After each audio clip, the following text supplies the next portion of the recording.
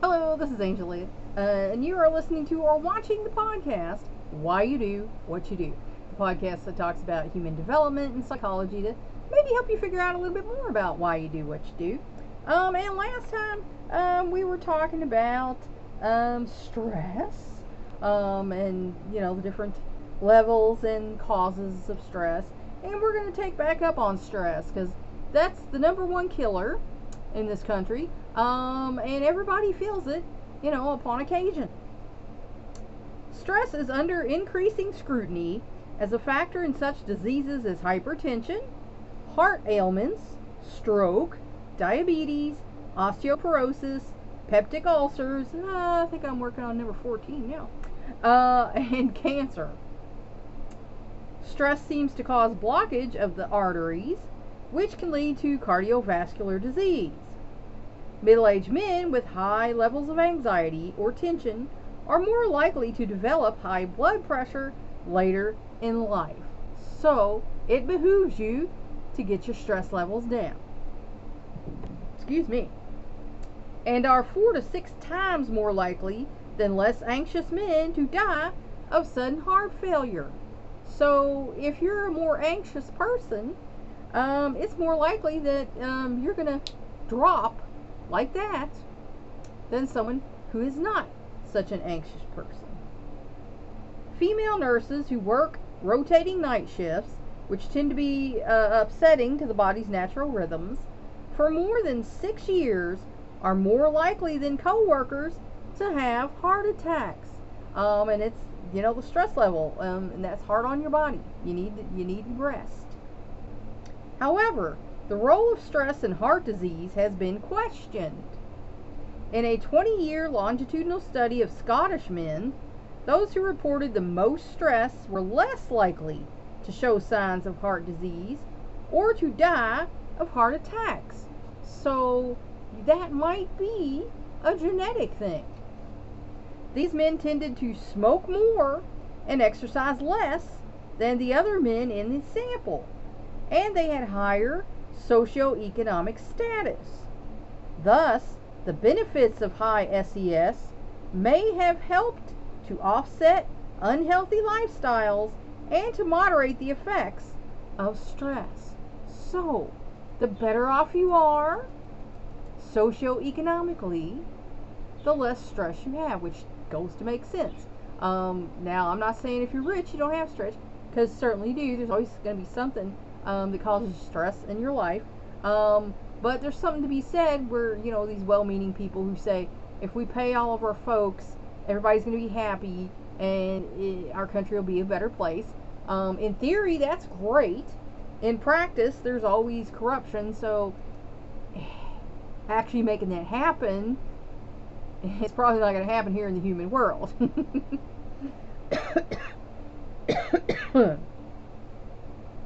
Stress may lead to illness through loss of a sense of mastery or control. When you don't feel you're in charge of your life and things are out of your control, it causes stress.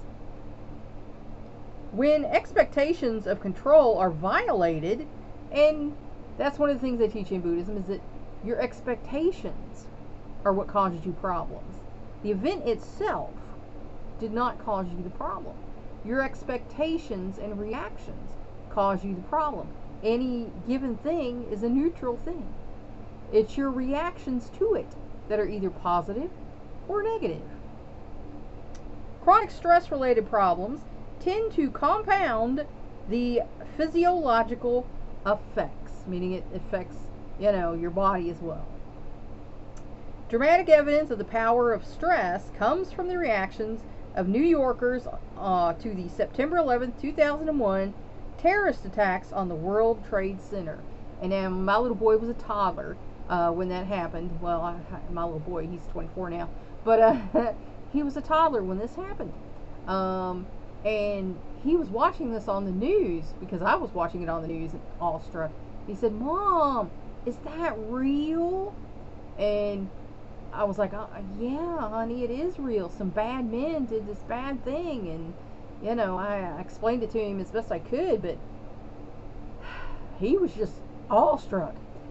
So I can only imagine the people who actually were near and heard and saw things, how this would have impacted them. A survey of 1,008 adult Manhattan residents found a substantial amount of acute PTSD and current depression 5 to 8 weeks following the attacks, especially among those who lived near the site of the destruction and those who had suffered personal losses. You know, they made a movie about that.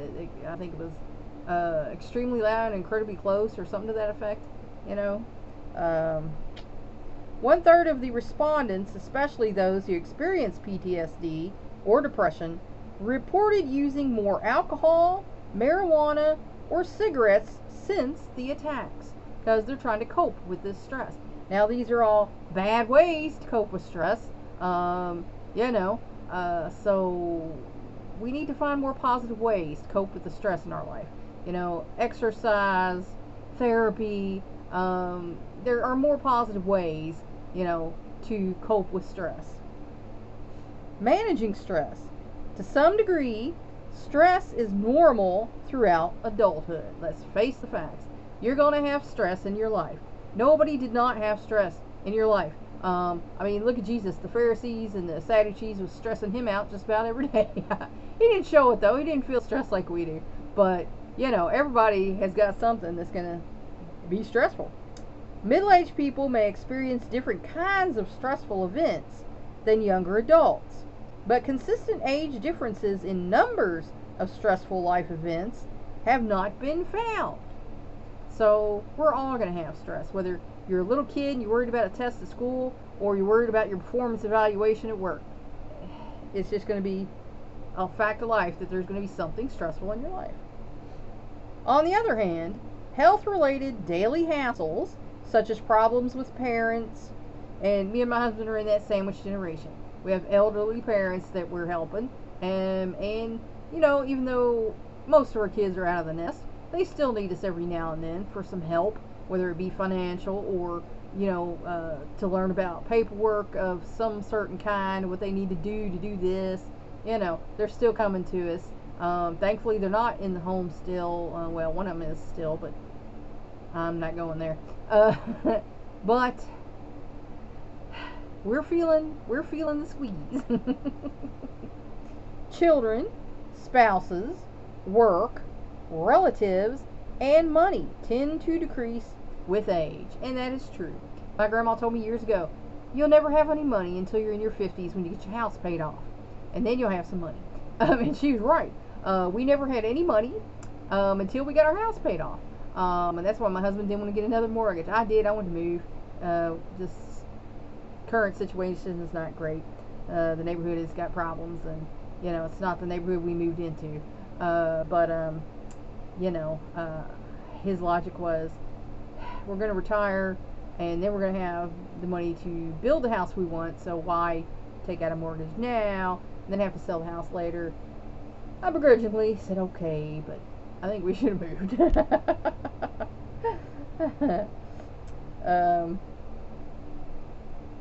Relatives, we're having some problems right now in that regard, and I keep asking my father, what is going on? What is going on? He's like, I don't even know. I just think they don't want anything to do with us.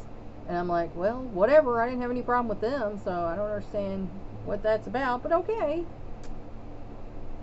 Money tends to decrease with age because, like I said, you have more disposable income as you get older because you don't have the kids, taking all that money for their deal. And hopefully you've learned how to budget and, manage your money. So yeah, once you get to that point in your life, you do start to have a little more expendable income because you've paid off your bills. Kids are grown, doing their own thing, got their own money. So you can take little weekend trips, weekend getaways, as me and my husband call them. We can go here, go there for the weekend, and we got a little squish, a little cushion that we can do stuff like that. By middle age, people may tend to be more realistic in coping with stress. Because let's face it, if you haven't learned it by middle age, you're not going to learn it probably. Hopefully you can even then, but some people just do not cope well with stress. They start getting stressed, their heart starts beating fast, they start getting red faced, their blood pressure goes up, and that'll kill you. They have a better sense of what they can do to change stressful circumstances and may be better able to accept what cannot be changed. There's that prayer, I think they have it at AA where, Lord, give me the strength to accept the things I cannot change and the courage to change the ones I can, something to that effect. You can Google that. I'm sure it's there. But that's a good point, because at some point in life you're going to realize stuff is what it is. You can't always change it. You can't always fix it. That's the thing with men. No offense, fellas, but men like to fix. And sometimes when we're complaining, we're not asking you to fix something. We just want you to listen.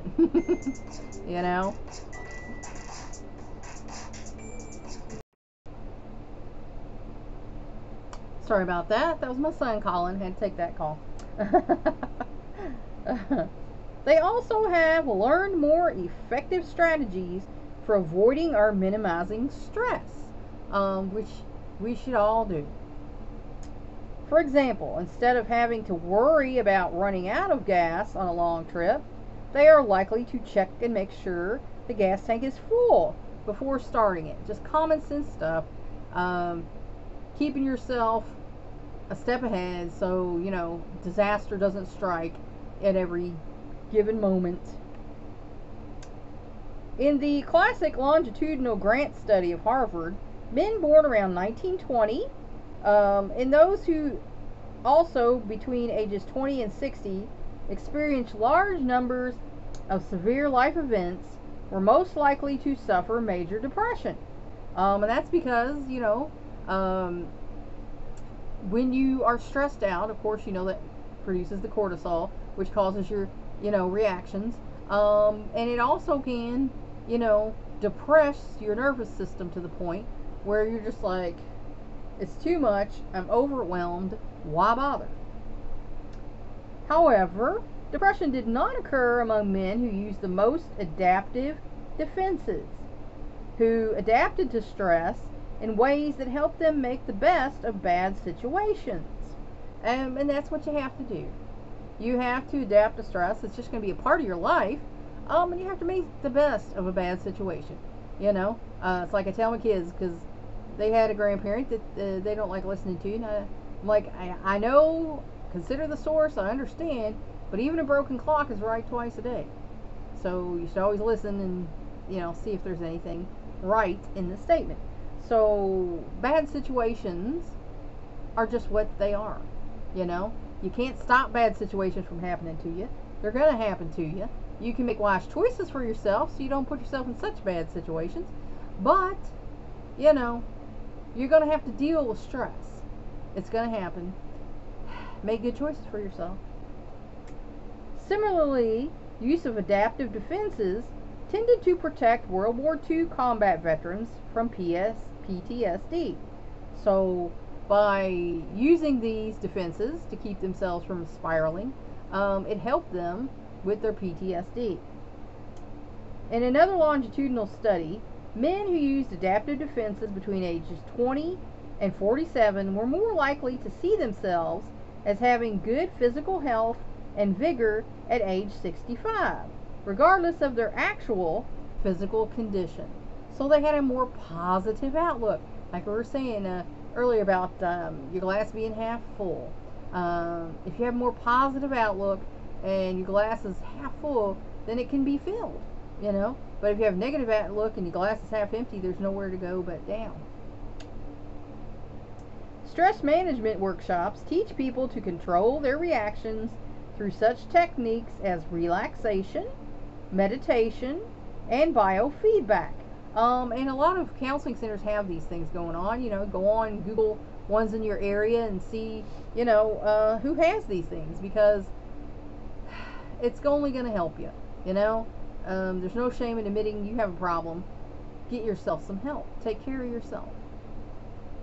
Men infected with the AIDS virus who learn such techniques are slower to develop symptoms of the disease. And women with breast cancer who participate in group therapy live longer than those who do not participate. So that tells you that, if you give yourself hope, if you allow yourself to have hope, you have a better outcome in life. Think about that. Breast cancer patients who are taught stress management techniques and are given social support with opportunities to face and express their feelings tend to have the least psychological distress. So it's important, to your mind and your heart, to be positive, to take care of yourself, to do things that decrease your stress so that you can live longer and be there for the people who love you and you love. Health tends to benefit when people can confront and process traumatic life events. Because if something happens when you're really young, and you can't get help because the adults around you won't allow that, and then you have to do that when you're older, it takes longer to recover from because you've carried that a longer time. And that's, the women I worked with in my ministry and at our charity, survivors of abuse and assault and molestation. So, most of them were not allowed to go to counseling as children because, of course, the adults around them don't want other people to know what was happening to them. So the more you hold on to that, the longer it festers and the harder it is to get rid of. So when you know you have a problem, as soon as you know, stop, drop what you're doing, and roll on into counseling, because that's only going to help you. In one experiment, asthma and rheumatoid arthritis patients who wrote down their most stressful experiences improved their physical conditions, as compared with a control group of patients who wrote about emotionally neutral topics. And this is what I used to tell my students and my coaching clients about journaling. I think journaling is a good thing. I think it can really help you to purge, and to look at and keep track of how you have changed over the years. I think it's a good thing. Occupational stress. The Japanese have a word for it. Karoshi. Death from overwork. One survey found that 40% of Japanese workers are afraid of literally working themselves to death. And here in the U.S., I think there's workers that feel that way too. Okay, now, sorry about that, my other son came in. Occupational stress that is work-related, has become a worldwide epidemic. And a lot of people don't like their job. They get stressed out about their job. And that has become a problem because not all of us can do what we want to do. Sometimes people have to take a job just to live. They didn't get to go to college, whatever. They don't get to do it, and sometimes there's never a break in their life where they can change careers and do what they want to do. So it's stressful. Workplaces are generally designed for efficiency and profit, not for workers' well-being. But human costs can hurt the bottom line. And a lot of companies know this, and they make it nice for their employees. But not all of them. A lot of them don't care. Their bottom line is what's important, and they can get another employee tomorrow because there's a lot of people looking for a job. But that's not good. When you can retain your workers and make them happy, they're going to be more productive. And study after study has shown that, but still, people in the corporate world are worried about the bottom line, not so much about the long-term, benefits of having happy employees. When people feel they are in the wrong jobs, which a lot of people feel, like I said, a lot of people don't go into the field that they wanted to go into, So then they're unhappy and they feel like they're slaving away at this job that they never wanted to begin with. And a lot of people are in that boat. Or when efforts to meet job demands are out of proportion to job satisfaction, meaning, what they're asking of you is a lot more than what you're getting out of the job, such as pay, benefits, satisfaction with your work, and other rewards. Stress can result So if you're at a job, they're not paying that great, you don't have benefits, but they expect you to work, hard as you can. My middle son worked at a place that was like this. They expected them to work swing shifts, come in anytime they wanted them, work nights, get, sleep, go to sleep for like 3 hours because they said 4 in between shifts, but he lived about an hour away from work. So he'd get to go home, sleep for 2 hours, and then he'd have to come back to work. So he quit that job because he said, no work-life balance, I can't do this. And as we have just seen, stress, intense, frequent, and prolonged, can play havoc with physical and mental health. And it will. If you are stressed out, you need to go talk to somebody. De-stress, decompress, purge it, get it out of you. Otherwise, it's going to sit in you and fester and explode. In the United States, many workers are working harder and longer than ever to maintain their standard of living.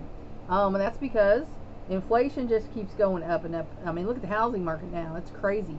One of my sons is looking for a house, and I mean, he bought a house like 6 years ago, and he could get a 2,000 square foot house, 3 bedrooms with the attic and everything. And now he can get like a small 2-bedroom house with the same money. So the housing market's gone nuts. And a lot of people, their pay raises have not kept up with the cost of living. And of course that is going to cause you stress if you were used to this standard of living, but now that's changed because the money is not enough to keep up that standard of living anymore. Telephone interviews with a representative national sample of 1,003 employed adults found that more than 1/4 often felt overworked or underwhelmed with work, and more than half sometimes felt that way. So, any given time, 1/4 to 1/2 of the people in this country working are not happy with their job. So that says there's a problem, here. And somebody might want to look at that. Personally, I think that we could do like other countries and have free college. The government pays for college, because then they can choose what they want to go into, get their degree, and come out in a job they want. And if they want to make a lateral move or something later on, change their mind, they can go back and do something. I think a government that invests in its citizens is a good thing, because that's usually the reason why people end up in jobs they don't want, is because they can't get the jobs that they do want, and so they settle.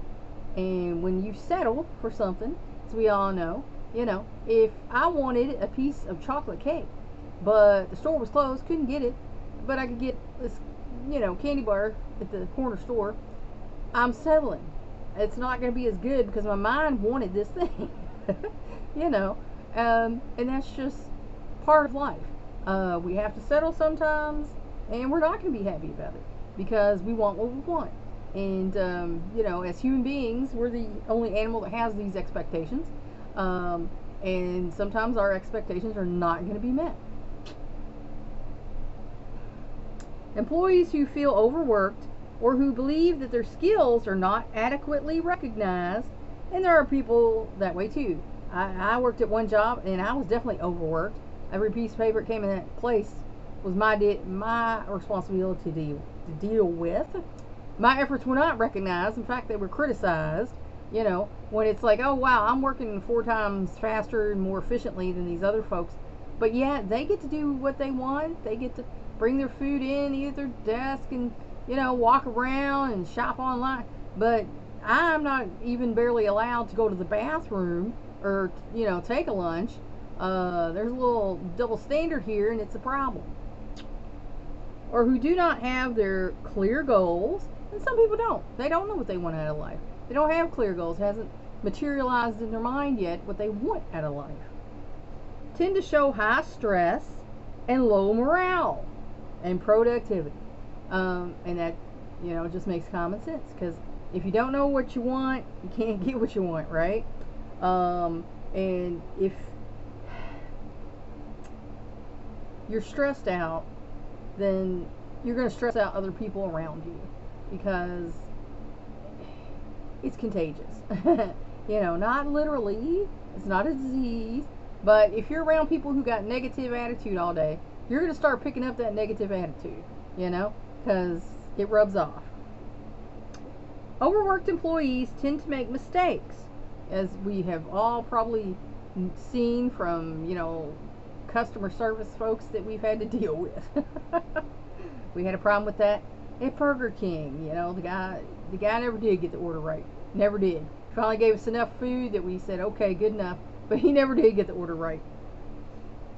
To be angry at their employers, and a lot of people have that problem on a regular basis. I mean, I hear people complain about their boss all the time. And personally,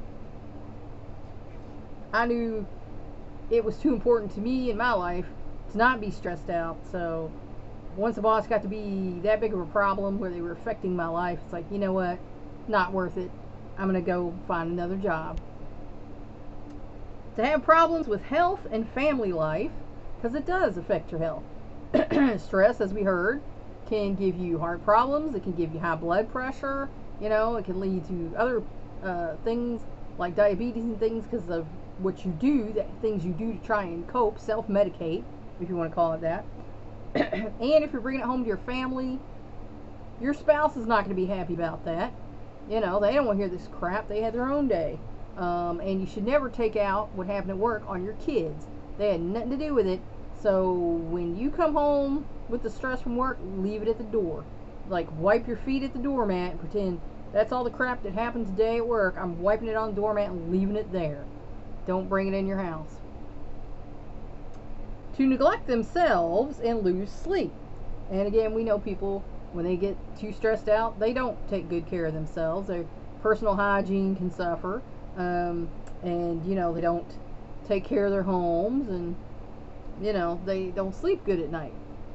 So stress, anyone who thinks it doesn't really affect your life, it most certainly does. To have difficulty coping with everyday events, and I worked with some coaching clients like that. Just any little bump in the road, and people I know like that, just destroys them. It just shatters them. They can't cope with just the simplest thing that is extra. Just like life today, but something extra happened, something different happened, and it's too much. They just shatter. And I personally don't have that problem. So when that happens, I'll look at them like, holy, because to me, if that's all it takes to derail you and shatter you, you're gonna have a hard life. And I see why you're in the position you're in. And eventually to look for new jobs. And like I said, that I'm a pretty patient person. I gave my bosses all a chance. There were some bosses I loved. I had a couple bosses I loved. That's what someone was saying. Trying to accuse it's your problem. You can't get along with the bosses. No, it's not. I had a few bosses I loved. They were great. We were friends. We used to go out and do stuff together. So it wasn't that. It was, people who were disrespectful. I don't have respect for people who don't have respect for me. If you treat me like I'm lower than your dog's belly, then I'm just going to look at you like, okay, I see where you're coming from. I'm going to do my best for you, but you don't have my respect. Because if you treat your employees like that, then you're probably not a very nice person. And what happens in your house when you're, how do you treat your family? So, that's the way I look at that one. A combination of high job demands with low autonomy or control and little pride in the product is a common stress-producing pattern. So, again, if you're not feeling fulfilled in your job, if you're not allowed to have any say and input on the job and how you do it,